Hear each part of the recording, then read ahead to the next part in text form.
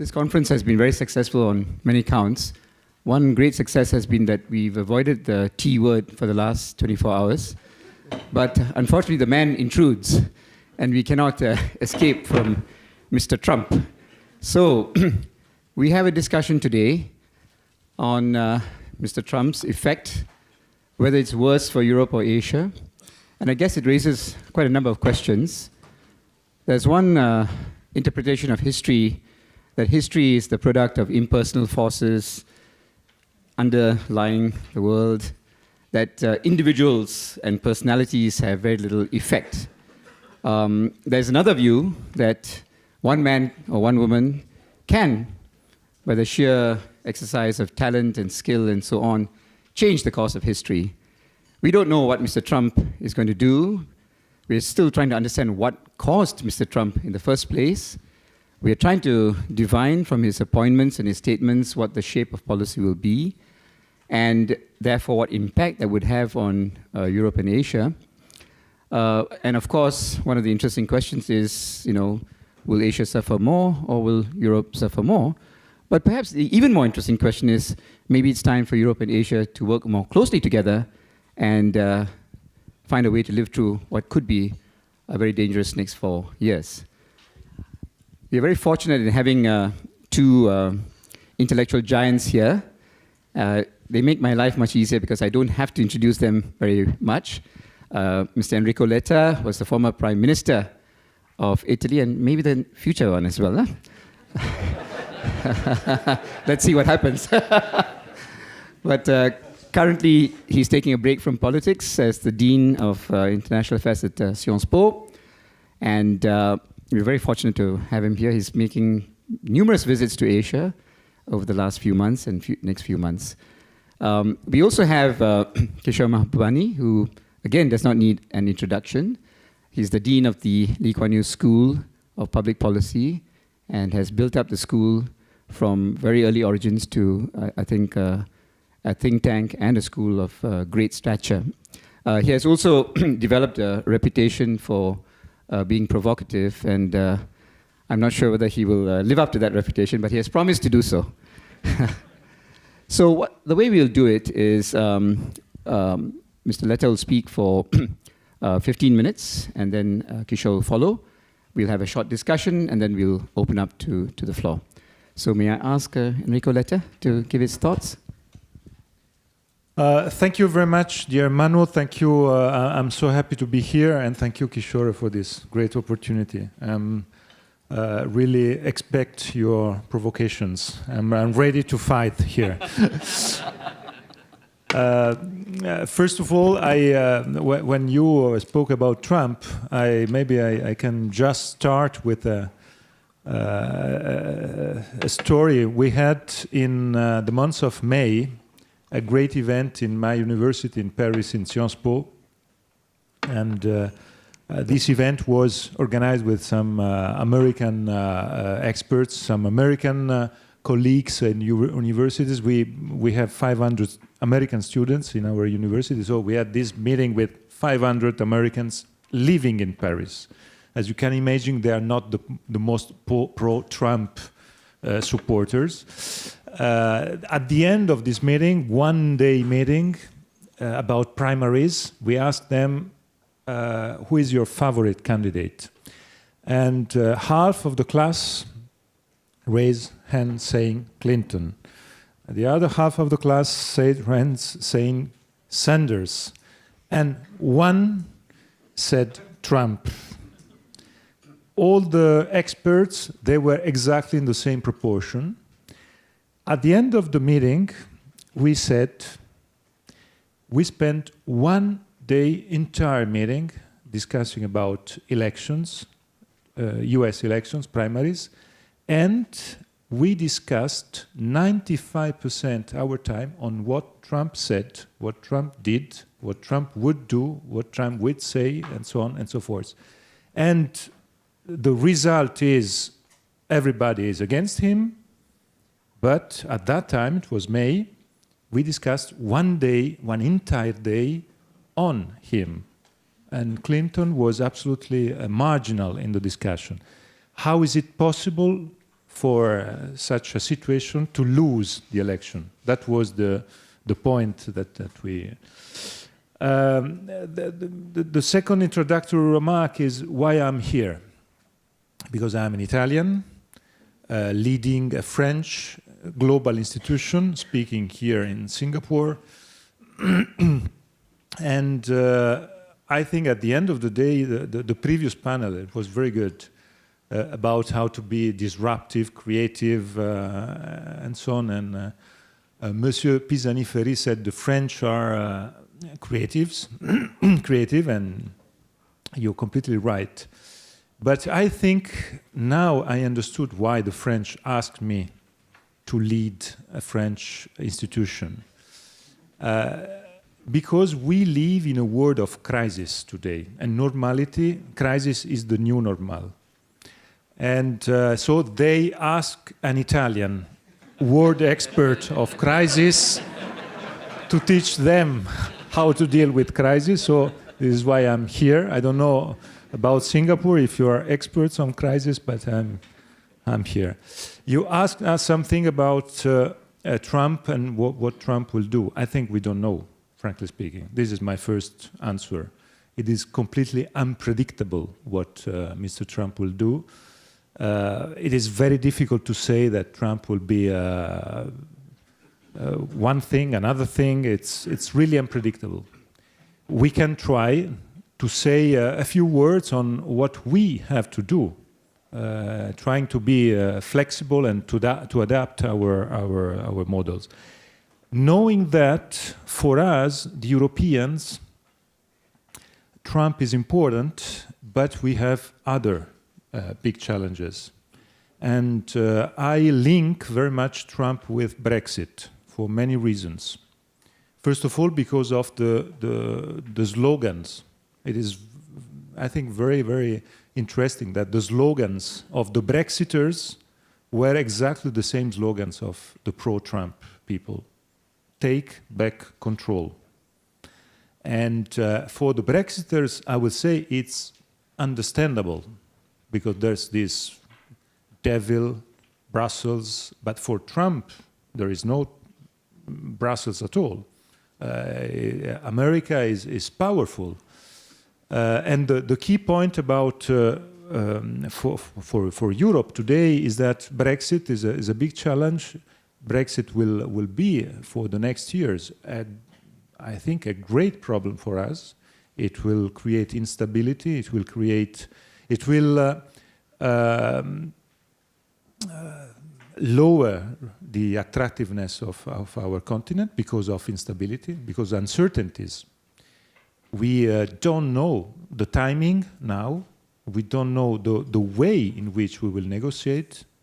It is really very complicated, but because the topic in itself is complicated, I am a very anti-Brexit. I say it frankly. I think it will be a mess for us.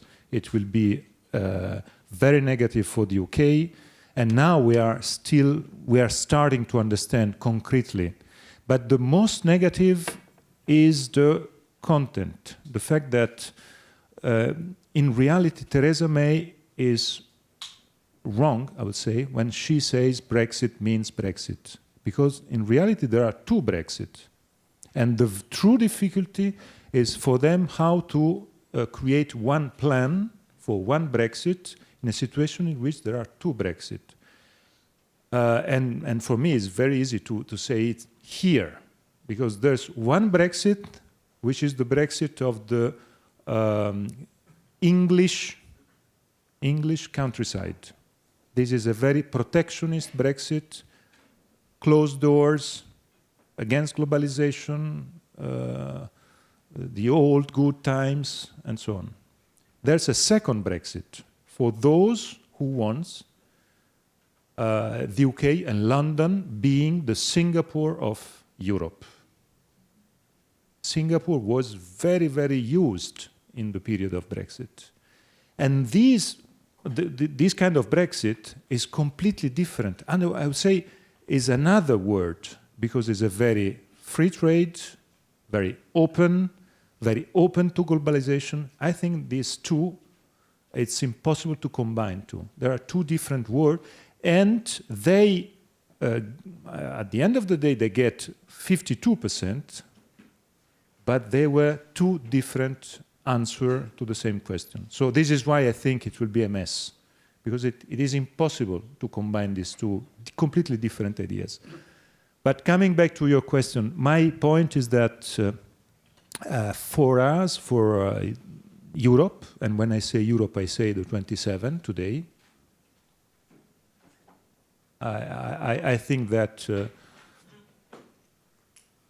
as we say in Italian and in French, I don't know if in Singapore you have the same, c'est impossible de remettre le dentifrice dans le tube. Et le dentifrice est sorti du tube, donc je pense que c'est compliqué. So it's done, and we have to consider that now we have to work at 27. So my first point is on Brexit, we have to, the big mission is to separate the two things. On the one hand, we have to negotiate Brexit divorce. It will be complicated. We have to negotiate the second round of the divorce, that is how to reshape the relationship between the EU and the UK, and there are no models, existing model. It's ridiculous to say that Norway can be the model or Switzerland can be the model. It will be a tailor-made model, but it is very complicated to think and to negotiate this reshape. So it will be very complicated, but we can't wait the end and the conclusions of these negotiations on both the divorce and the reshaping to discuss why and how the European Union at 27 and what is the mission for the 27. So we have to start immediately to think our new world at 27 without linking this idea to the negotiation of Brexit. So big separation between the two aspect. And second point, I think Trump plus Brexit is the last big opportunity and chance for Europe to relaunch himself. I think this opportunity is there for many reasons. I'll try very briefly to say these reasons, but I see it. We can be adult as Europeans, as Europe. And we can do that, is necessary to do that, I think, for our children. Maybe not for us, not for our generation, but for our children. Because demographic in the world is changing dramatically, and the new technology progress is matching with demographics. So if you are big, you will be bigger and bigger. China, India, Indonesia perspective, and the rest of the world. In this kind of world, the single European countries are very small, very small. I'm sorry for the Italians, I'm sorry for the French, for the Germans, but the European Union, in the perspective of the next 30 years, is divided in two groups of countries. The small countries is those who didn't understand that they are small. And today, the key point is to understand that in comparison with China, we are all small countries. And only at the European level, we can be at the dimension to discuss with them for the future. This is why I think 27 is a big mission for us. But this mission has today a big ally. The ally is Trump. Why? I repeat, I don't know what will be a Trump mission, Trump delivery, future, and so on. But I know what we think and what are the main crises that Europe is facing. First one is the refugee crisis. The migration crisis. This crisis is changing very much the face of Europe and the political landscape. First of all, this crisis is one of the causes of Brexit. If you look at the topics, the first one is the fear of immigration. So this crisis changed very much the political landscape in Europe, is influencing the political electoral results, but we have always to think about the countries of origin of the refugees, of these crises of refugees. 2/3 of them, the refugees, the asylum seekers, are coming from only 3 countries. 3 countries. And these 3 countries are the symbols of the failure of the Western foreign policy in the last 15 years. These countries are Iraq, Afghanistan, and Syria. 2/3 of refugees are coming from asylum seekers. I don't speak about migrants for economic reasons. I'm speaking about refugees. 2/3 are coming from these 3 countries. And these 3 countries, I think, are the result of the first 2, for sure, of the American foreign policy and of the American mistakes after 9/11. And we are paying the bill. We, the Europeans, we are paying the bill of these mistakes. We weren't there in the wars, Iraq, for instance, but we are paying today the bill. The other key point is linked to the fact that the future of Trump, until now, the only thing we know that he decided to stop the TPP. It's a first big signal. Who is taking advantage of that? I think China. We know very well. So what Trump is doing and what Trump could do on trade is a new unilateralism, a new protectionist approach in which I think we, the Europeans, we can't take any advantage of protectionism. This is why I think the relationship with ASEAN is so important. It's another of my jobs in this very period is to push my country of origin. If not, they think I am becoming a French, so I don't want to tell to the Italians that I changed completely. So I push my country to work on ASEAN because I think that ASEAN is very important for the Italian SMEs. First of all, because of the dimension of the economic system of my country, and because of the fact that ASEAN today, and it will be the topic of the next table ronde, donc je ne veux pas employer toutes mes munitions tout de suite. Je laisse quelque chose pour après.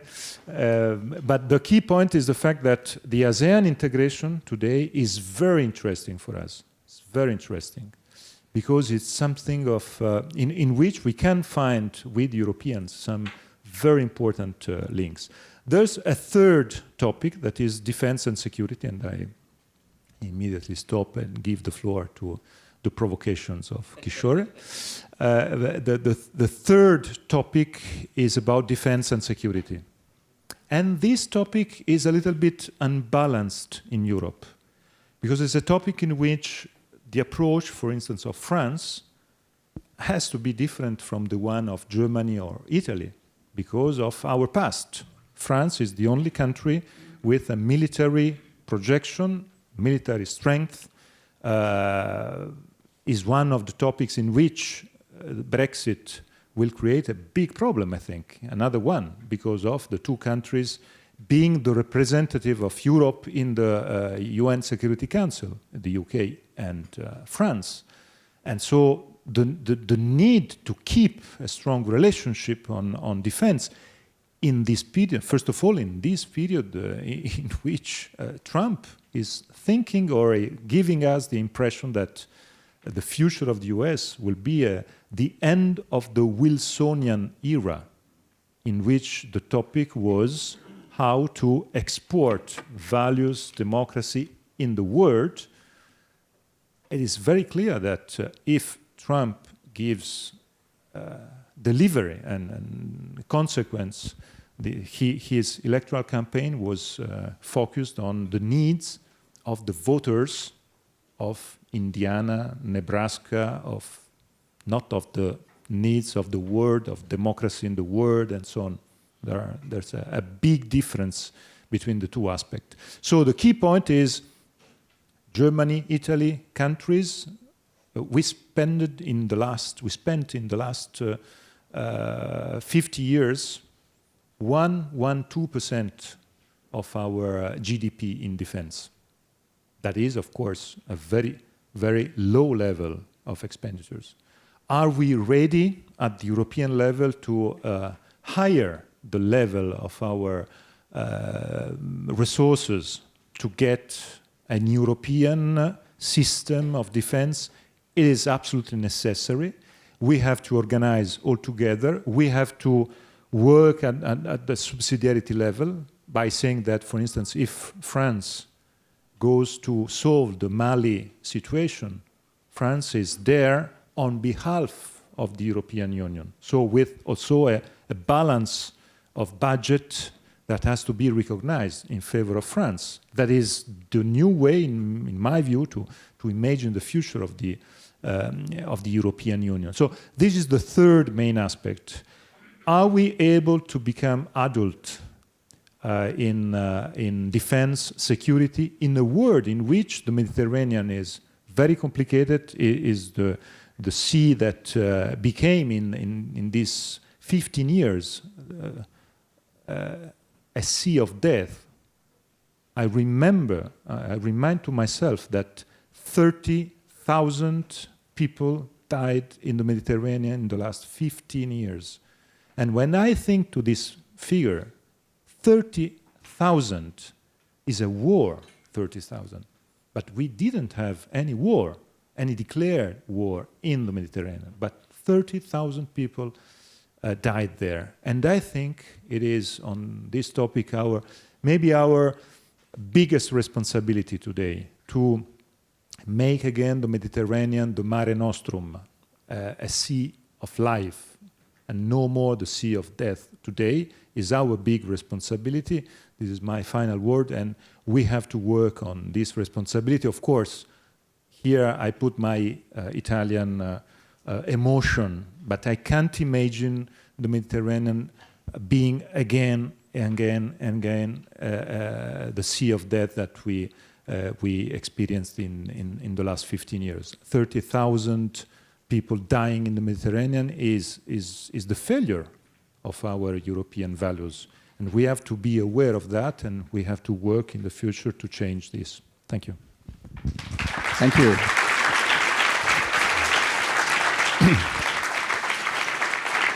Thank you for that very insightful and very rich start to the conversation.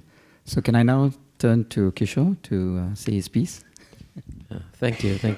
Let me begin first of all by congratulating Houston, Benjamin, and ESSEC Business School for organizing this spectacular conference. I've seen this program and it's very impressive, and I'm sorry you have to end with this session with us. I also want to begin with a word of apology. I mean, as I told Enrico at lunch, he and I actually only just met today, but we've been luckily corresponding by email. I was in a panel with his colleague at Tsinghua University 2 weeks ago with Jan Algan, and I could see that Jan Algan felt ambushed by my comments.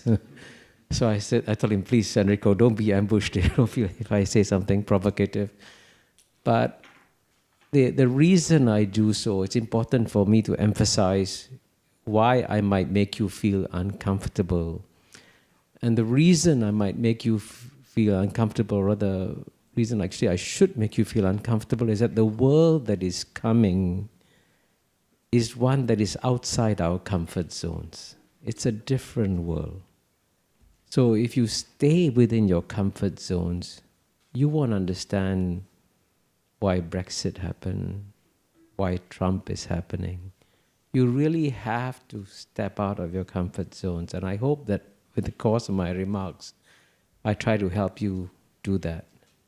And what I propose to do is to essentially, to keep up a tradition I made at the Lee Kuan Yew School, to make 3 points. The first is to try and understand, and I completely agree with you, Enrico, that we have to put Trump and Brexit together. They're similar. Why is that happening? why are intelligent people voting for someone like Trump? Secondly, with the emergence of these populist tendencies, what should Europe do in response? And I'm going to give an answer to that. And then thirdly, suggest the first step that Europe can take to achieve that goal. So that's my three-part presentation. So the first question is, why is Trump happening? And my very simple answer to a very complex phenomenon is that the reason why many voters are not voting for the regular, ordinary politicians is because the regular, ordinary politicians have been lying to them. The regular, ordinary politicians have been telling the people, don't worry, we are fine. Your life will get better. America will always be number one. America is a great country. And the mass majority of them, especially the white males, know that their standard of living is going down. They know that their prospects are bleak. They know that suicides are going up among white males. So here you are, the world is falling apart, and your regular politicians are lying to you. So it's perfectly natural to say, to hell with them. To hell with Hillary. She doesn't understand me. And the question then is, why is the world falling apart?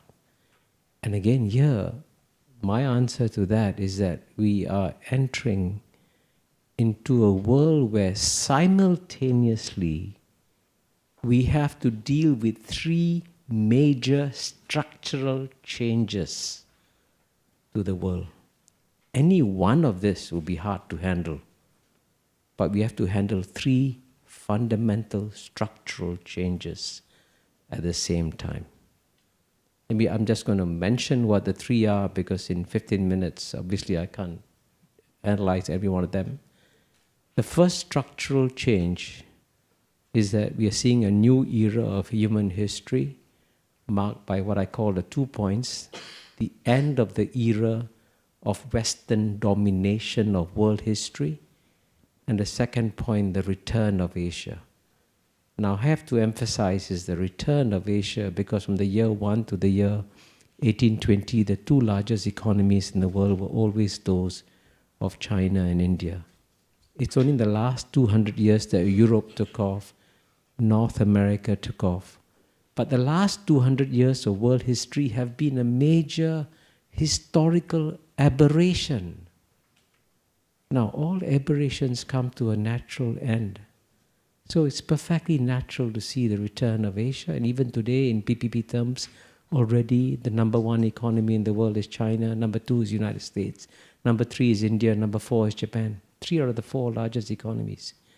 So at the time when the world is changing so much, surely you should tell the people the truth and say to them, hey, the good old times are over.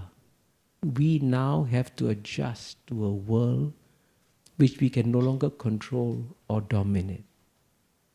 Now name me one Western politician who dares to tell this very simple truth to their people. And I bet you'll find none. I know, because I've searched for them. So that's one structural change. The second structural change, which ironically was launched by the West, was globalization. Now let me emphasize something. I'm going to say something very, very emphatically. Globalization is good.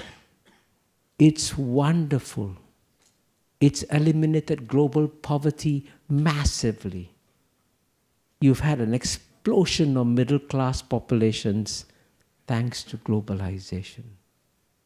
But globalization has also destroyed many traditional industries in Europe and in America, right? So which politician can stand up and say, hey, globalization is good. It may have destroyed a few of our industries, but we can struggle and we can win. But we have to adjust and adapt. Name me one politician who's done that. And the third structural change, which is equally phenomenal, is of course this spread of new technology. And we, as you all know, are at the beginning, just the beginning, of an amazing technological revolution that is going to change our lives dramatically, right? And just to give you a simple example, in 1995, India may have had a few thousand cell phones. China may have had, I think, about 27, 30,000 cell phones. Today, 21 years later, India has got over 1 billion cell phones. China has got over 1 billion cell phones. Many of these cell phones are becoming smartphones. We live in a much more connected universe of humanity. Surely it's going to change everything. And we have to adjust and adapt. So you have all these major structural changes happening, and you don't find a single honest politician saying, hey, we in America, we in Europe now have to adjust and adapt. And it's this absence of honest politicians that explains why Trump has emerged, why Brexit has happened, and why more such things will happen until you get back honesty in the discourse. So that's point number one. Point number two then is, what do we do in this new order? What are Europe's options? Does Europe carry on autopilot? Or does Europe change course fundamentally? And my simple answer is that Europe's got to change course fundamentally. And I'll just give one example of that. For reasons I don't fully understand, after the Cold War ended, when, in a sense, the core reason for the Western alliance to stand up to the Soviet Union disappeared, Europe continued to remain subservient to American foreign policy. You were the Tonto to the American Lone Ranger. Why? What did Europe gain by being Tonto to the American Lone Ranger? What you actually suffered, and I agree with Enrico. The United States went ahead in Iraq, went ahead in Afghanistan, went ahead and involved directly in Syria. And where did the refugees go to? They didn't go to Texas. They crossed the Mediterranean. And geopolitics, by the way, is a combination of two words: geography and politics. American geography is so different from European geography. Their geopolitics, by definition, is driven by different considerations. So why does Europe choose to hitch its wagon to a power whose interests are inherently different? So one simple recommendation, which I've been making a long time, is that all that Europe has to do is emerge as an independent geopolitical actor. And if we have a world in which we have America, Europe, and Asia acting independently, a tripolar world, it's a much more stable world order. But it requires a psychological revolution in European thinkers, which is very difficult. I know most of the Europeans who write, speak on this subject.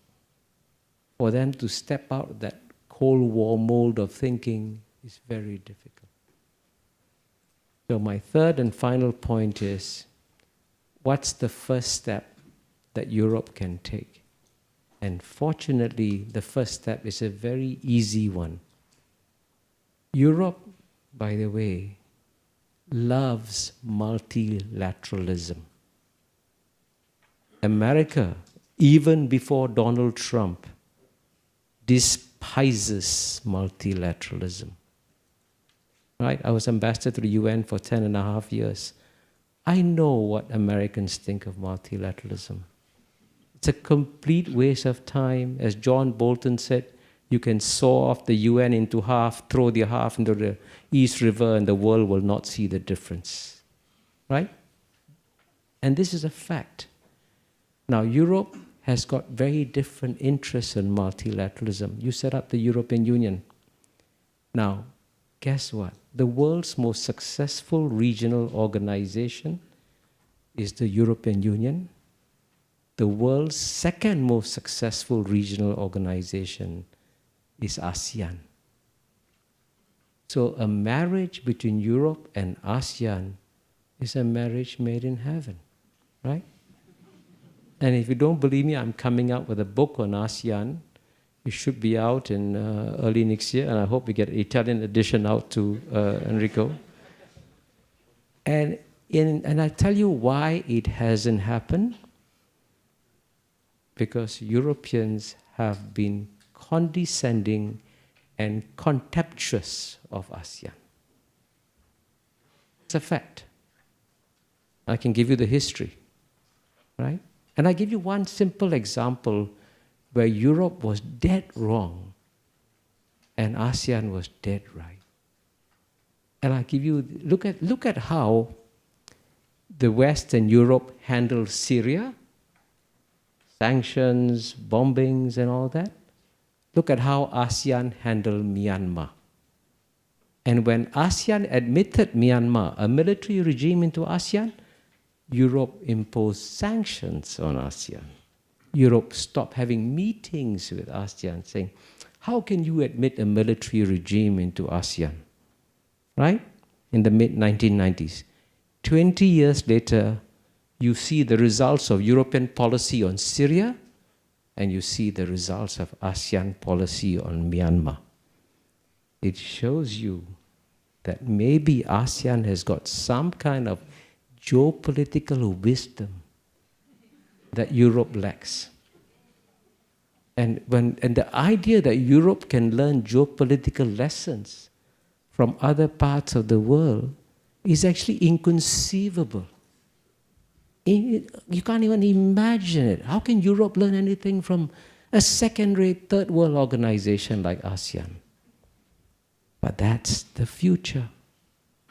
If you want to see a better future, if you want to see a world where forces like Trump diminish, you really have to do the inconceivable and launch a new Europe-ASEAN partnership in 2017 when ASEAN celebrates its 50th anniversary. Thank you.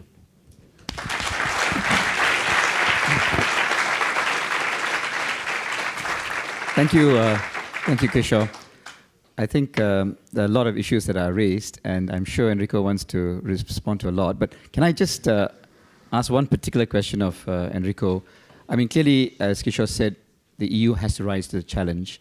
But it strikes me that the Europeans are so preoccupied with their own problems, with Brexit, migration, populism, unfunded social safety nets, and so on.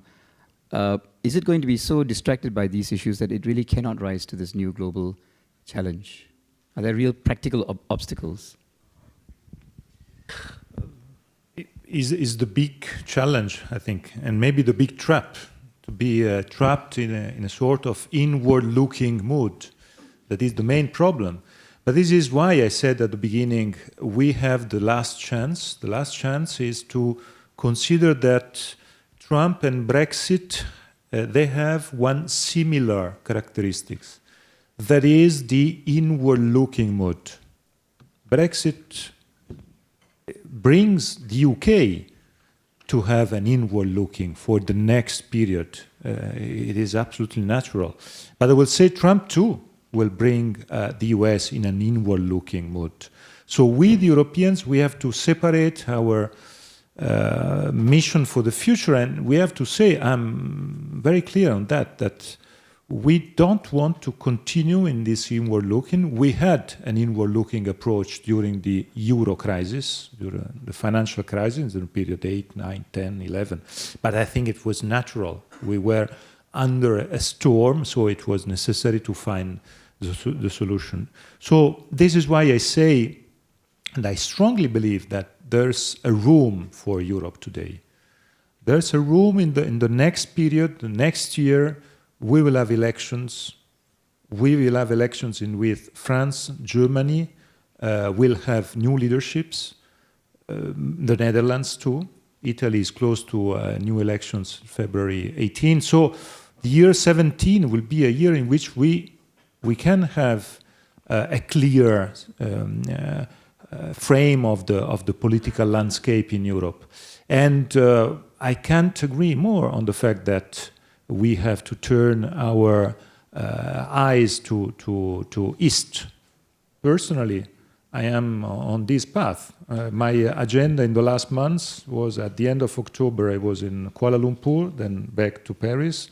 Then mid-November, I was in Beijing, and then back to Paris. Now I'm in Singapore. Next Monday, I will be in Jakarta. Next January, I will be again in Singapore. So it's very clear what I personally think, and also what my institution, what Sciences Po thinks, that we think that the future is a strong link between this part of the world. And I'm strongly convinced that ASEAN is a great opportunity for all of us, for many reasons. I underlined some of the reasons before.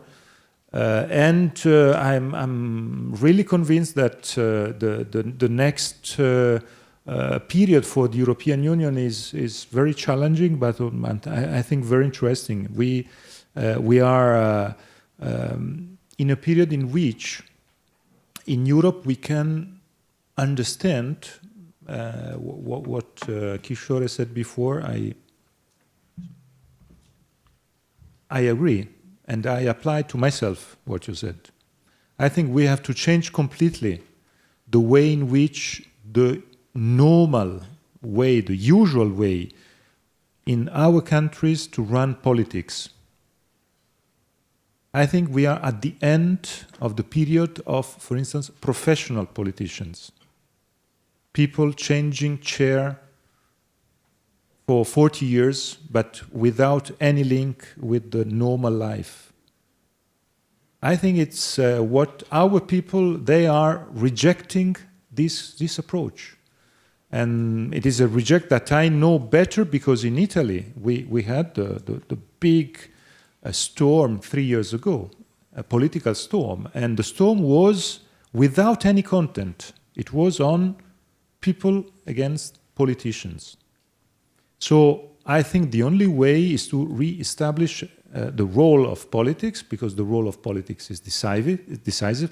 We have to consider also the fact that Brexit was a sort of vendetta of politics. I use an Italian term because I know it's also a French or a Corse, for a Corsican name. So a vendetta of politics. Because yes, it was a decision taken by the people, but the way, the choice on how to choose was the choice of one politician for political reasons. The key point was how to control his own party, the Prime Minister of, at that time, the Prime Minister of the UK, to control the running party for political reasons. But this vendetta of politics had consequences for generations and generations of British people. So this is not true that globalization is marginalizing politics. The Brexit is the demonstration of a sort of vendetta of politics. But the key point is that we need new generation and new type, new approach of politicians. In Europe, I strongly believe that there is this need, and I think the election of Trump is exactly this kind of approach, because yes, Trump won, but I think also Clinton lost. And it was very clear that the rejection of what Clinton showed and what was the heritage on the legacy on it is so clear that the vote in the US was a vote against Clinton, maybe more than a vote for Trump. And I add also Trump as a characteristic that, I'm sorry if I am so, I hope to be true, but Trump is not Marine Le Pen, because Marine Le Pen is in politics since 30 years. Trump is an outsider. And today, people are looking for outsiders. That was the reason why in Italy we had a movement having 25% of the vote suddenly at the first election, because they were outsiders, citizens. And the rejection of political establishment, professional politicians, is one of the key issues, and we have to take in consideration and we have to change. Kishore, if I can ask you, you keep referring to Asia. Well, what is Asia? Just remember, Kissinger said that he would talk to Europe and he knew which phone number to call. Which phone number do you call when you talk about Asia? Asia, is it China, which can't even dominate East Asia because Korea and Japan will never accept it? Is it India, which has got embroiled itself in all kinds of dispute with its neighbors? Is it ASEAN, which is increasingly fragmenting, with a continental ASEAN moving in one direction, maritime ASEAN in another? So what Asia is Europe supposed to deal with? I'm very glad you asked that question, because it underlines a key point I was going to make, that everybody is looking for very simple answers. Give me a phone number to call in Asia. That world is gone. Seriously.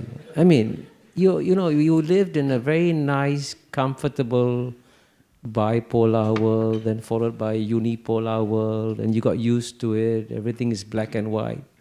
It's all gone.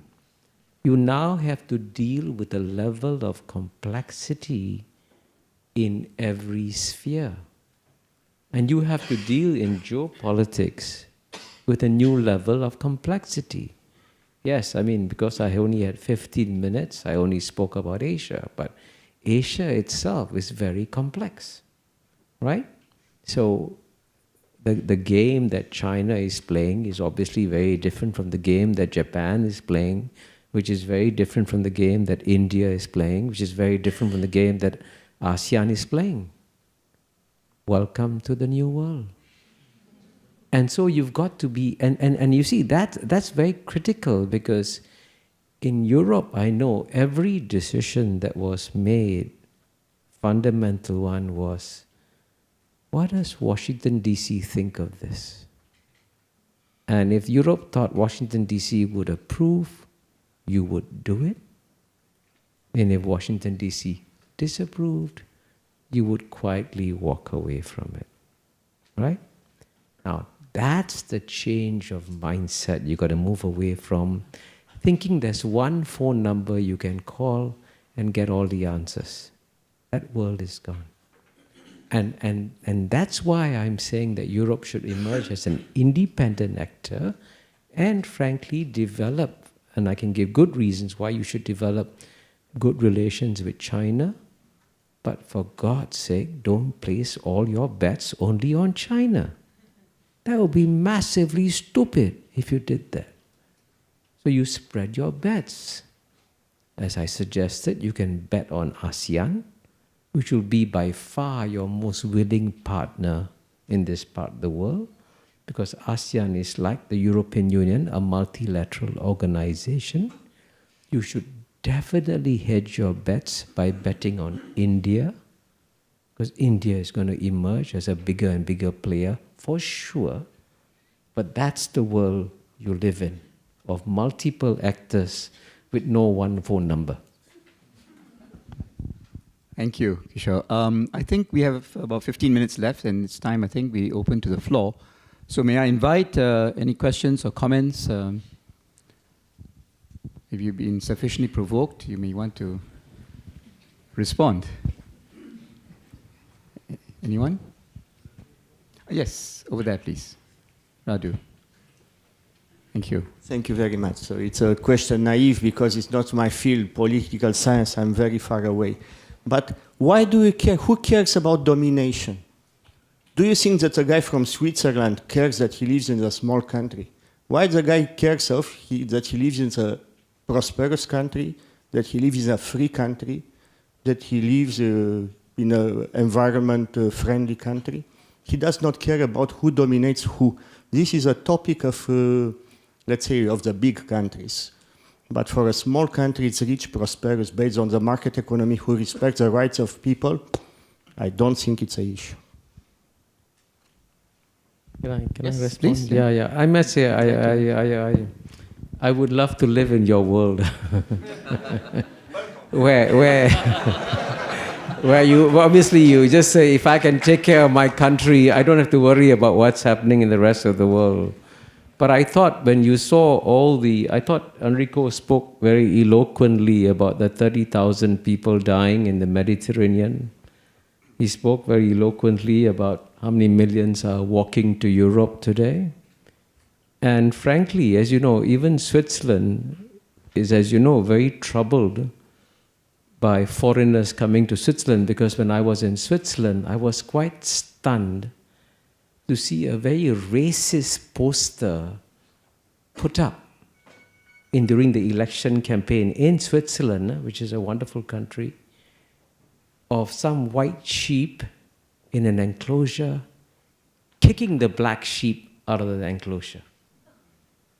And I thought, wow, this is Switzerland, and an openly racist poster. Now, so that's going to happen. A little bit emotional. It's not very scientific. Yeah, but it is a fact. About science or about sheep? Yeah. But you see, the thing is, at the same time, you do worry about. Let me give you another concrete example. Okay. Take Ukraine, right? What's happened in Ukraine?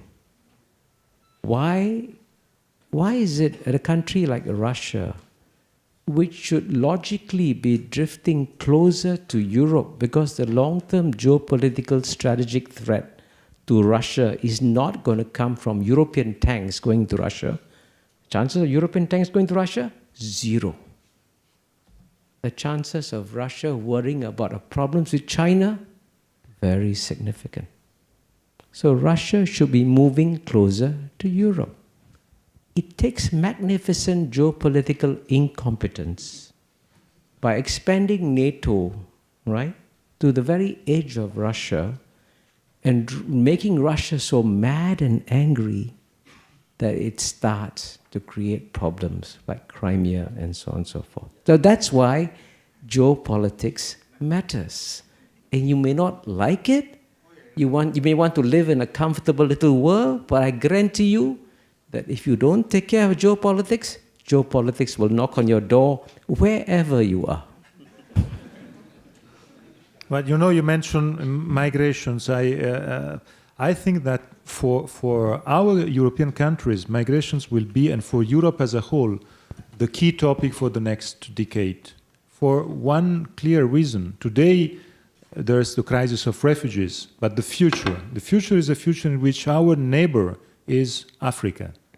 And the future of demographic, as you know, is already written. Europe has an aging population, with the only exception having France, with the 1.9 fertility rate, but for Italy, Germany, Spain, the fertility rate is 1.3. 1.4. So Germany will lose 25% of his active population in the next 20 years.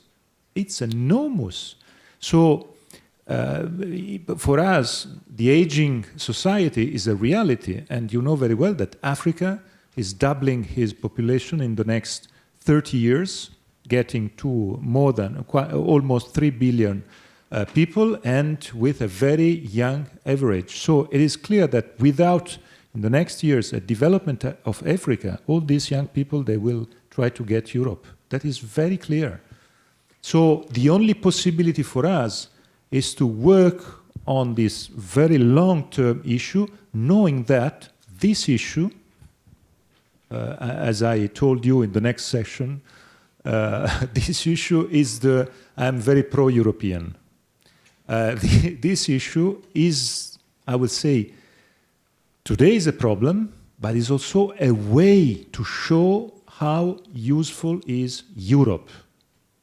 Because with these figures, with 1 million refugees, and is it impossible to have national solutions to these kind of challenges?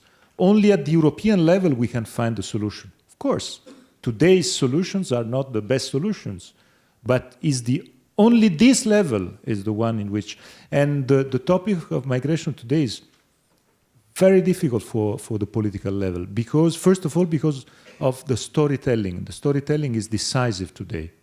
The tale, the communication is decisive, and we lost the battle of communication on this topic. My country's experience. I had some days ago a big assembly with 500 students in a liceo in Italy, very good students, 16, 17 years old. At the end of the discussion, I asked them, please tell me how many migrants we have in Italy. And I said to them, please vote between 7%, 14%, and 20%. And they voted mostly 20%. And the Italian percentage of immigrants is 60.9%, to be precise. So I think, is it possible to deal with public policies in a field in which the gap between perception and reality means 10 million people? Because for Italy, this difference between 7 and 20% means, this is why I think there's the need of politicians taking leadership on this topic. And that is the topic in which you don't find any politician but Marine Le Pen, but for other reasons, who want to be in charge of the topic. This is why in my country, I use always a text. I have with me a text. When I have public discussions on these topics, I read this text. And if I read the text without saying the origin of the text it seems to be written for today's refugees in Italy. Because it's a text saying that they are dirty, they are close to our churches asking for money, they are attacking our women. This is exactly what people are fearing of today. And then I read the origin of the text. And the origin is the committee, the special committee established in 1915 of the American Congress on the Italian immigrants to the US. That is terrible. And the discussion ended up immediately. Thank you for that. Can I have the next question, please? We have time for a couple more questions. Yes, please. Hi, I'd like to ask about because Trump has said about all the anti-China policies, how will it affect Asia or the small countries? Yeah. You mean Trump's policies on China and how it affects the smaller countries in Asia? Yes. Okay. Well, I mean, the good news for all of us is that it's a very honorable American tradition for American presidential candidates to walk away from the promises that they made. I mean, I'll give you a true story, okay, because I saw it in my own eyes. In 1992, when Bill Clinton was running against George H.W. Bush, one of his favorite lines, which was very effective and very powerful, he said, unlike George H.W. Bush, I will not coddle the butchers of Beijing. This was in 1992 after Tiananmen. Exactly 1 year later, November 1993, I happened to accompany then Prime Minister Goh Chok Tong for the first APEC leaders meeting in Blake Island in Seattle. And in a very small tent on Blake Island, the leaders all met, including President Clinton and the then Chinese President Jiang Zemin, and they were meeting for the first time. And I could see that President Jiang Zemin was very tense because he wasn't sure whether Bill Clinton would attack him in this meeting. And to his absolute surprise, to my absolute surprise, Bill Clinton coddled Jiang Zemin. And I'm not even exaggerating, right? So don't be surprised if Trump walks away from his threat of imposing 45% tariff on Chinese products. That will be destructive. Now, the only question about Trump in foreign policy is actually a different one. Will he maintain a very heavily interventionist foreign policy of the kind that America has been carrying out since 1945, by the way? Or will he go back to a different kind of policy where there's minimal intervention and he says, you take care of the rest of the world, I'm not going to get involved in the Middle East, I'm not going to get involved in the South China Sea, it's your problem, not my problem. That's what might happen. So that's the thing to worry about more than anything else, that he will actually step back from the rest of the world, and then we go to live with a different world. Enrico, would you like to add to that? It comes to my mind the episode of, because Trump, yes, Trump, but I am a great fan of Obama, great fan. I think we will regret him, but I can't forget when I was at dinner at the White House. We were at the beginning of the discussions of the launch of TTIP. And for us, for the Italians and the French, for the French is the same, the key question is the protection of geographical indications for agriculture and gastronomy. And so I know very well that for the States it's complicated to understand. So I spent part of my time there to try to explain him, and I succeeded. The importance of the fact that Parmesan is not, Parmesan is with milk of the cows there in the area between Parma and Reggio, and not other places in Italy, because there's a tradition, because there's a story. And at the end of the day, he was convinced that he said, you convinced me. So then we came to dinner in the other room, and the menu was written, and in the menu, the entree was arugula and Parmesan. And it was the typical Parmesan of Illinois. And he said, I'm so sorry, but if the chef thought to do something of positive for you. So I said, but it's exactly what I tried to explain before. It's so just to say, it's this is why we are Europeans, I would say, not for Parmesan, for also other aspect. But this is why we think that we are in a continent where the generations before us, they were there centuries and centuries. And that changes the relationship between the cultural heritage, the human rights, religions, culture, and the landscape, and the defense of environment. I would say climate change will be a very tough topic in the relationship with Trump. It will be really a tough topic. And this is why I say, you mentioned dominant, not dominant. there's I would say, a national interest for Europe there. The national interest will be to be among the rule setters in the future, and not to be among the rule takers on climate change in the next 30 years, but to be among the rule setters, because frankly speaking, I strongly want my children living in a world in which environment rules are not written by Trump and the Chinese. Stop. And they communicate to us the rules that they decided to take.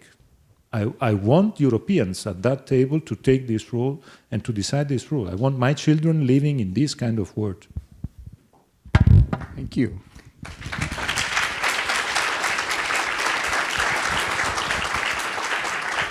We have time for one more question. Yes, please. Yes. Thank you. Okay, we'll take both. We'll take both together. Yeah. Yeah, the title of the session was Election of Trump, what does it mean for Europe and Asia? And no, will Europe or Asia suffer more? And you've been discussing Europe a lot, not that much Asia. What does it mean for Asia? I mean, for Europe, it means it's dangerous out there and we're alone. For Asia, it may mean it's dangerous here and we're together, right? Maybe we'll take why don't we take the other question and then we'll finish because we don't have much time. Thank you. Hi. As a matter of fact, you also brought up about the aging population in Europe, and it's also a fact as well in many countries in Asia, like Japan. And in these countries where there is aging population, they continue to be rather more open. Like Japan now, they are more open to foreigners, and it's easier now for us to actually be something like a permanent resident there. In this ever-changing of community, there will also be changing of geopolitical aims. Now you mentioned of how every country and every area like America and Europe, they have their very fundamentally different of geopolitical aim. How should both Europe and Asia, in a sense, react to this ever-changing geopolitical aim? Thank you. Maybe, answer that, and any other concluding comments? And Enrico after that. Yeah. No, I'll just, maybe if you don't mind, can I leave the aging question to you? I'm much older than him, by the way. But let me answer the question about Asia. And the question is, you're right, we haven't answered the question, Trump, will Europe or Asia suffer more? I would say the simple answer is that we'll both suffer equally. But a lot will depend on what Trump does, And I actually don't rule out the possibility that Trump may actually emerge to become a very pragmatic president. That he actually it's possible that he may be a very pragmatic deal maker and have a series of all kinds of examples. I did write an article saying that actually if Trump's goal is to, in a sense, give the American economy a boost, he's in favor of massive infrastructure spending. The number one infrastructure superpower in the world today is China. So China and America can work together in building American infrastructure, including fast-speed trains and so on and so forth. So that seems inconceivable now, but I would say it's conceivable. So the way Trump will behave, for example, if he goes and has a pragmatic relationship with Russia, I think that will be good for Europe. It will be less destabilizing over there. And I think, for example, if Trump intervenes less in the Middle East and allows more regional solutions, that may actually be good for the region, because sometimes the American interventions, especially in the Middle East, tend to backfire. So a lot will depend on how he behaves. It is what we have been worried about is that his statements in the presidential election campaign are, of course, very alarming, obviously. But as I mentioned earlier, it's quite normal for American presidential candidates to walk away from their promises. So I expect he will walk away from a lot of them. But the one that worries me the most is, Enrico, is the one you referred to on climate change. Unfortunately, he has a kind of a strong ideological view on climate change. He doesn't buy the argument, despite his meeting with New York Times. I actually was having a meeting with the editor of The Atlantic, which is a very prestigious American magazine. And Steve Clements was saying that the media has misreported what Donald Trump said about climate change. He was making some positive noises, but he has not changed his position fundamentally. And then if that happens, then frankly, then Europe and Asia should work together on climate change to restrain Trump. Thank you. Enrico? On aging population, it is clear that you can change the fiscal policy, welfare policy, but it is only for long-term results. The problem of the aging population is a very short-term and medium-term. So you can solve it and rebalance it only with migrants, with the management, a balanced management of immigration, knowing that today our people, our public opinion, they are fearing more immigration. Among the founders of the European Union, we have countries in Europe with 0.2%, 0.4% of migrants. I repeat, 0.2 or 0.4, which are today among the most vocal anti-immigrants and anti-the European Union approach to that. Poland, Hungary, Slovakia, country with 0.2, 0.4% of migrants in their population. And this new cleavage east-west is something of unexpected. One word on Asia, because you're completely right. We have also, and I will try to say it in the next final session, that Europe, I'm here, I'm Italian, a French would say the same, a Spanish would say the same, a German would say, I would say almost the same, but we are Europe, we are Europe. It is not the same for Asia.